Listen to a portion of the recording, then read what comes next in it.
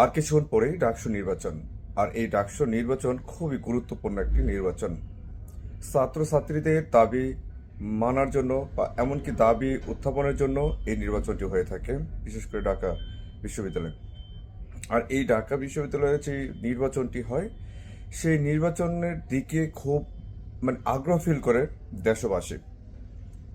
আর একটা জিনিস বলে রাখি, এই ডাকসু নির্বাচনকে কেন্দ্র করে কোনো পুলিশ থেকে যাতে আমার কোনো ভাইয়ের, আমার কোনো বোনের, ছাত্রছাত্রীদের বুকে যাতে কোনো গুলি না ঢোকে, সেই দিকে লক্ষ্য রাখতে হবে। আর একটা বিষয় হলো, শুধু পুলিশ নয়, কোনো দল, কোনো সংগঠন কিংবা কোনো চক্রান্ত মহল যে আছে, সেই কেউ যাতে তাদেরকে কোনোভাবে আক্রমণ না করতে পারে, এমনকি কোনো প্যানেল যাতে অন্য কোনো প্যানেলকে যাতে কোনো সন্ত্রাসী গোষ্ঠী মাধ্যমে যাতে কোনো আক্রমণ না করতে পারে, সেই দিকে লক্ষ্য রাখতে হবে।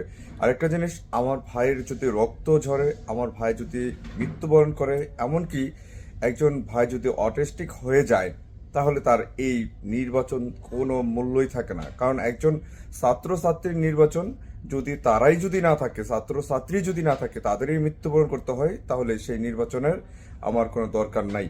বা দরকার থাকলেও তারা যাতে অন্ততপক্ষে একজন ব্যক্তি বা একটা ছাত্র, একজন ছাত্রী যাতে মৃত্যুবরণ না করে। একজন যদি মৃত্যুবরণ করে, একজন যদি অটিস্টিক হয়ে যায়, তাহলে তার আর লাইফের কোনো কিছুই থাকে না। তাহলে সেই নির্বাচন দিয়ে কি হবে?